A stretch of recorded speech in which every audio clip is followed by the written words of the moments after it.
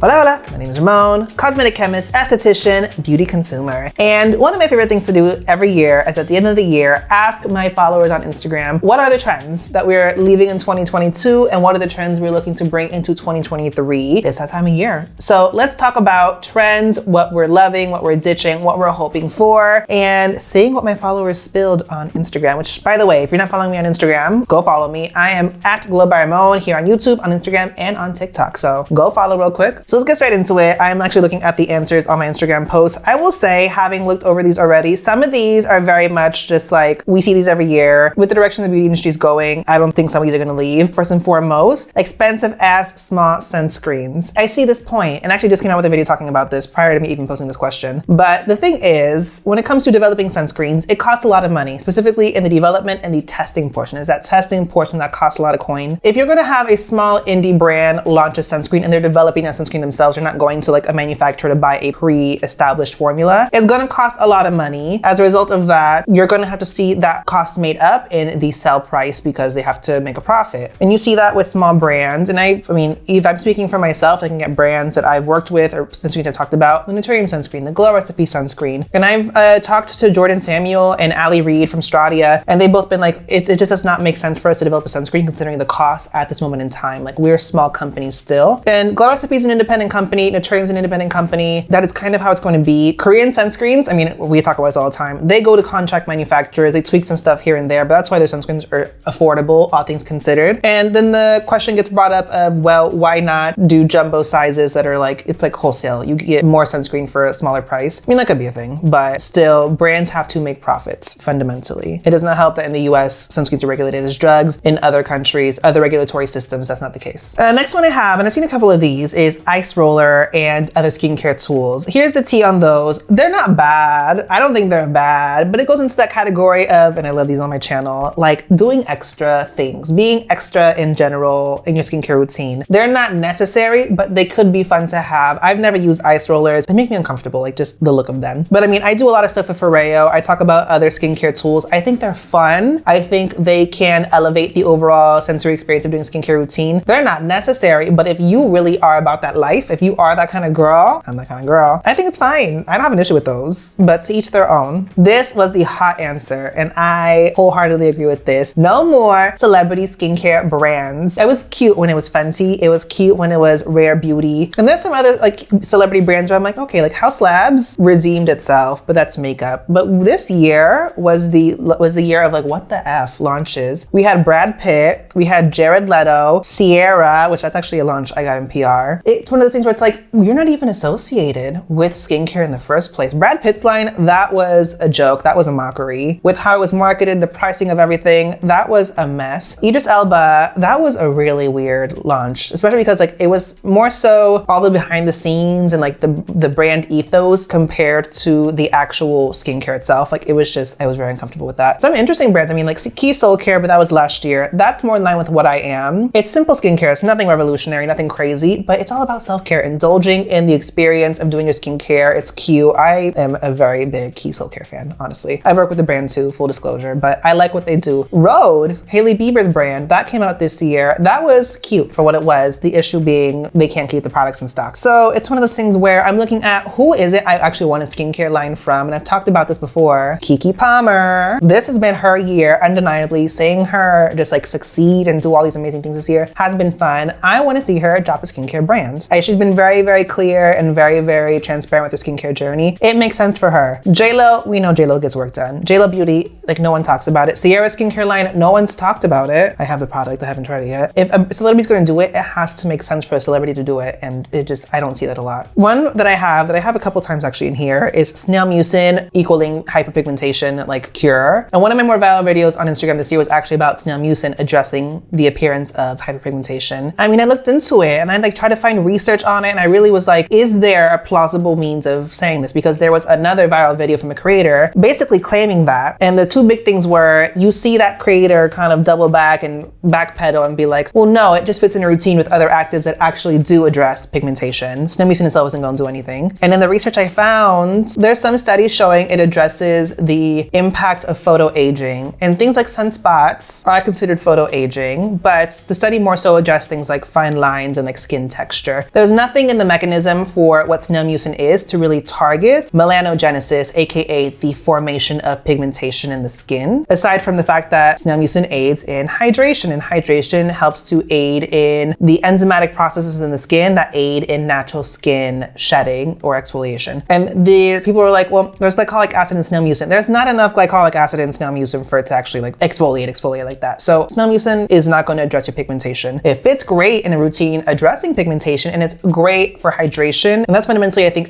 something that people really do need in their routines. Like addressing hydration is a huge improvement in people's skincare routines. But incorporating the Cosrx snail mucin essence into your routines is not going to get rid of your acne hyperpigmentation overnight. One thing I see a lot, and I see like 20% niacinamide, single ingredient serums, only one ingredient products. We get this every year, and it's actually kind of shocking we still see this. And I actually see this in celebrity launches. But the single ingredient products, specifically the hyaluronic acid serum, the niacinamide serum, we have enough of them. We're good. I've talked about this in my favorite products of 2020 video, especially the treatments one, where we're really looking at multi-ingredient products, but I'm looking at what is something no one else has done. I'm looking at what's going to target pigmentation. There's really such few products that really are like multi-ingredient, multifaceted pigmentation targeting serums. We see some of them from some higher end brands. Live Tinted has one, Topicals has Faded, and Naturium is a good option for a drugstore, but I just want something that's really all-encompassing, targeting pigmentations from the different facets of its formation. Like that's what I want. I want more sulfur products, and that is a single ingredient, but like I don't see enough sulfur products, and sulfur is like a hero ingredient for acne-prone skin in my opinion. So that's definitely something I agree with. Marketing mineral sunscreens as sheer. It really is, how are you able to mask? How successfully are you able to mask the white cast of a mineral sunscreen? We have some decent options, but it's due to the mechanism of what zinc oxide is, titanium dioxide is, there's going to be some form of a visible layer on the skin because they are insoluble white pigments fundamentally. There's ways to diminish that substantially, but we don't see a lot of brands doing that necessarily. This is something that my friend Esther Olu talks about a lot, and as chemist behind the scenes, especially now with what I'm doing with my work, I'm really seeing a lot of stuff that companies are doing to try to really make elegant mineral-based formulations, but it's hard. And there's a lot of factors that go into play, specifically beyond just the pigments themselves. It's a lot of what is in the formula. Esther was actually at a chemist convention in California, and they talked about how, I believe it was the emollients or the emulsifiers that actually can play a huge part in the elegance of mineral sunscreens on deeper skin tones. So there's a lot of work going into it. I can say that from a product development perspective, but you can't work miracles. Skin cycling. I have, at least just in this one little screen grab, at least 4 little things that say skin cycling. Skin cycling, here's the deal. It's been around. Conceptually, it's been around for a while. It got a cute little title because some dermatologists felt the need to do so. And honestly, like good for her. I love good marketing. But fundamentally, I think where skin cycling goes left is the fact that it is a good option for beginners, point blank. If you're trying to introduce actives into your routine to address certain skincare concerns and you are building up tolerance, you are building up the ability to use those actives more frequently, skin cycling is where it's at. Use your exfoliants one night, your retinoids the next, rest for 2 days to really help your skin recuperate. And fundamentally with every skincare routine, barrier care needs to be the like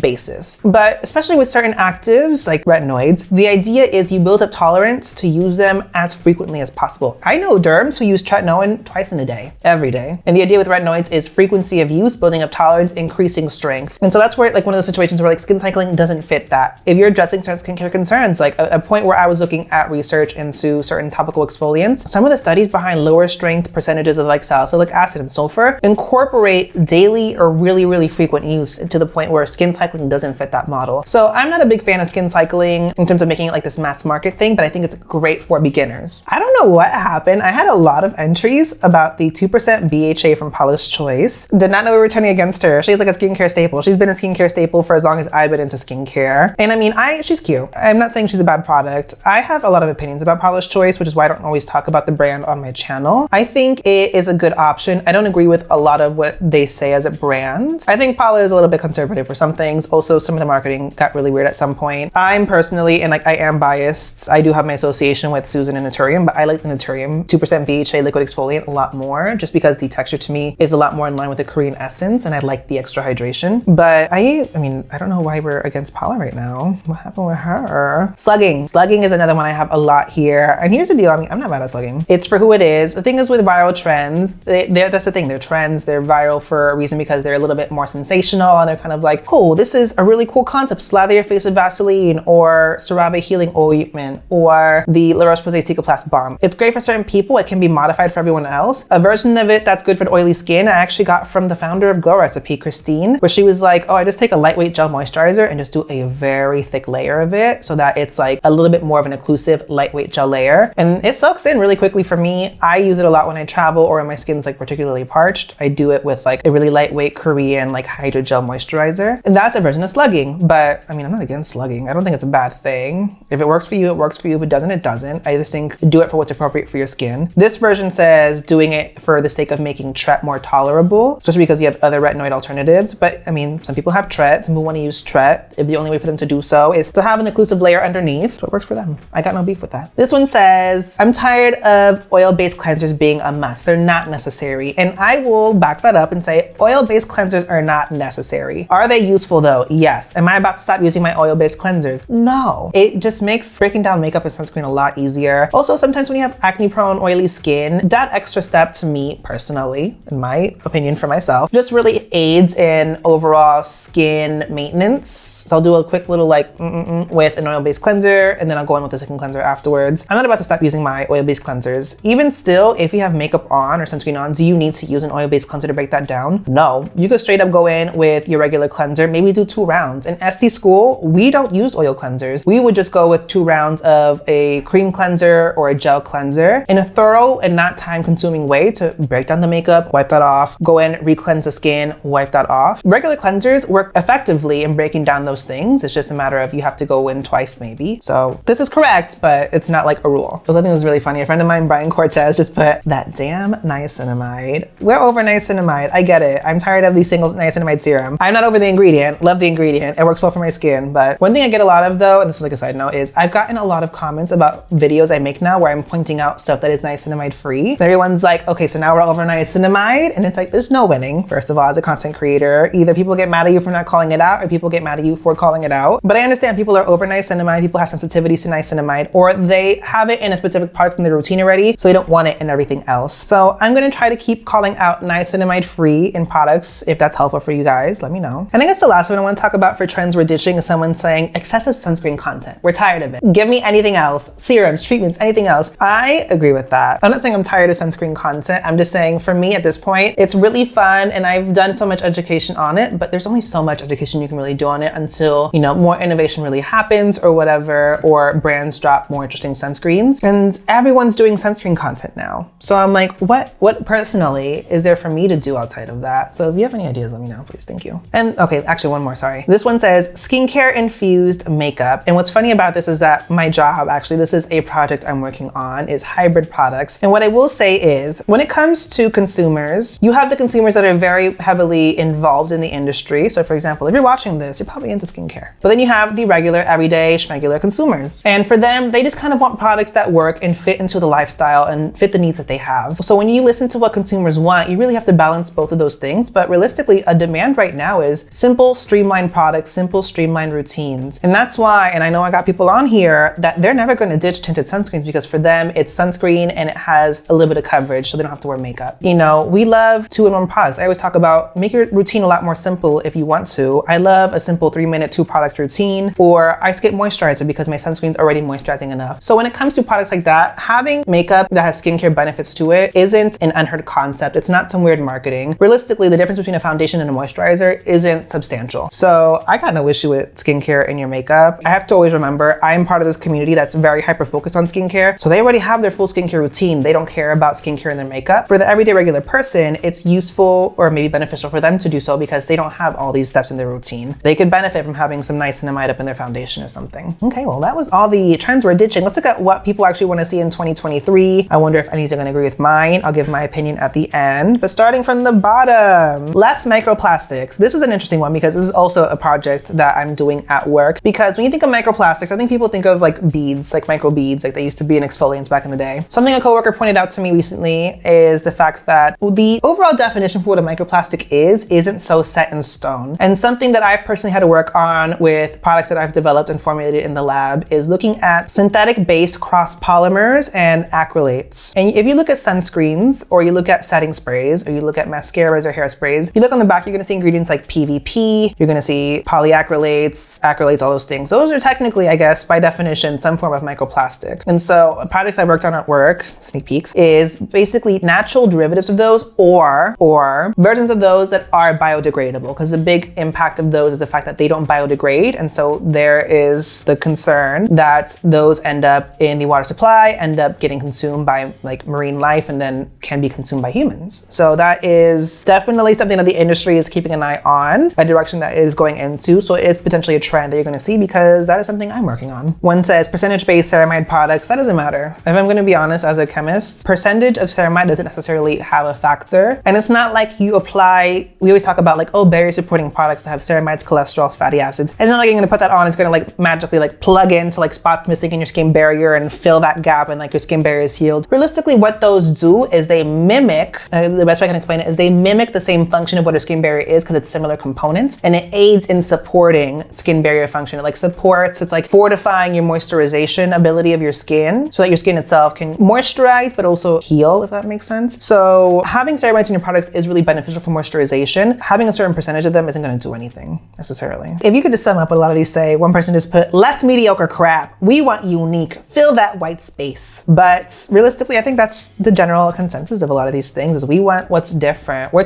again, going back to the trends we're ditching. We're tired of niacinamide. We're tired of the single ingredient products. I'm tired of every brand kind of coming out with the same thing. Like look at the Kardashian skincare line. Like Kylie came out with Kylie Skin. Kim essentially came out with the like elevated minimal packaging version of that. A lot of the same products, a lot of the same concepts. Why, and I complained about this when I talked about it in my Would I Buy video for that launch. Why, with the status she had, the potential financial backing she had, could she not have done something interesting and fun and innovative? So that's the thing I'm looking at. I feel like I look at what I did this year with my reviews and stuff, and I'm like, I didn't use a lot of products this year because there was nothing that was necessarily interesting. There wasn't a lot of new launches that really caught my eye. And I was being a lot more purposeful with what I used and what I purchased, because my skin was on a journey this year, but also I'm like, there's nothing fun, nothing that really sparks my interests a lot. Not saying there's nothing fun, but there wasn't a lot of like, ooh, launches. More retinol products. So this was a big thing for me, and one of the more exciting parts of this year was a lot of brands did retinol. Beauty of Joseon was the first one this year I saw. And again, a Korean skincare brand doing retinol, like I was hyped. Like I got that PR box, I screamed. And then Naturium came out with their retinol, and like full disclosure, I have personal relationships with both of those brands, but it was exciting to see just because I love retinol. The only other retinol products I really used a lot was from Kinship, their pimple potion, which is great for acne prone skin. So seeing more brands really look at retinol, especially make it affordable and make the products in a way that a lot of people can use them because they're more gentle, was really, really cool. So I definitely want to see more retinol. I know Wish Trend has their retinol cream. I've used it a couple times and it's okay. It's nice, I like it, but definitely love that direction. But see like fun ingredient, seeing it in a few different places and seeing it in a few different formats, like different methods of formulating with it that I really like. I have two here that are interesting. One says more matte sunscreens, and one of them says Ramon Dewy SPF 50. And I think this video is coming out after my Korean top sunscreens of the 2022, but by the time you're watching this announcement should be live. I have a partnership coming out with Beauty of Joseon. So again, I have a personal relationship with the brand for a matte sun stick. And I'm really happy about this because, as these point out, there's a huge hole, I think, for like matte products. And I'm not saying this product's going to be matte. I'm not saying it's going to be the answer to your oily skin troubles, but it's a sun stick that is useful to apply and reapply with. It's not going to be a grease ball. It's not going to leave you hyper shiny. I think that's a direction I really want to see the industry go in. So when Beauty of Joseon was like, we love to do something with you. How do you feel about sun stick? I was like, matte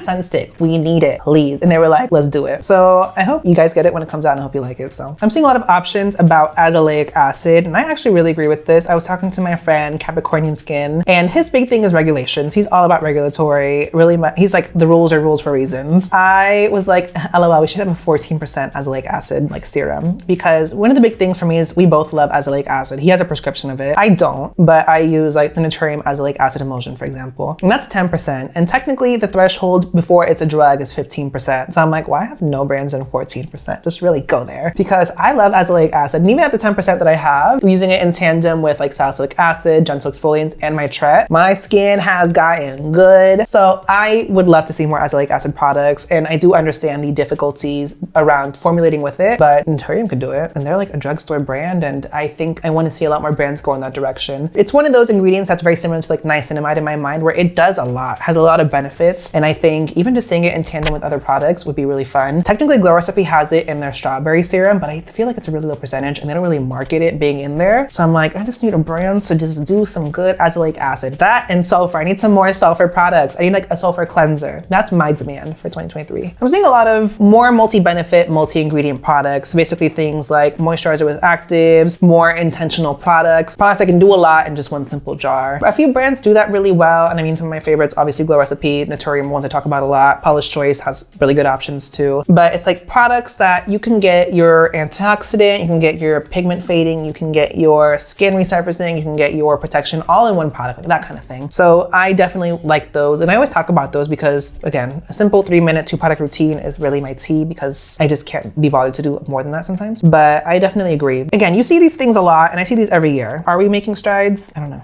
And aside from that, some of these I don't understand. Fermented First Essence, there's a lot of those. Secret Key, Misha got you covered. One just says toners. You just want toners. And then I see one that says more barrier products. I feel like barrier products we see a good amount of. I feel like 2021, 2022 was a good year for barrier products. So for me, again, I know I feel like we go in these cycles of like barrier repair actives, and it's like people talk about in like skincare Twitter, for example, oh, it's so funny how like a few years ago there was all these brands pushing their daily use exfoliants, and now those brands are doubling back and being like, here's your barrier products to really restore your skin barrier after they already destroyed it for you. And so I feel like we were really good about barrier repair because there was that huge surge in skincare influencers being like, barrier repair is important, get that correct, and like the rest of your routine falls into place. But now we're looking at all these brands again that launch like niacinamide serums, and we're like, okay, so that's good. We're good on that front. Give us good actives, give us some innovative products again. Again, it's like we just ebb and flow. It happens all the time. But I think we're back in we want actives, we want meaningful products. Because as we see in a lot of these, we're looking for singular products that can really tackle a lot of different concerns or give you a lot of different benefits in one product. But with that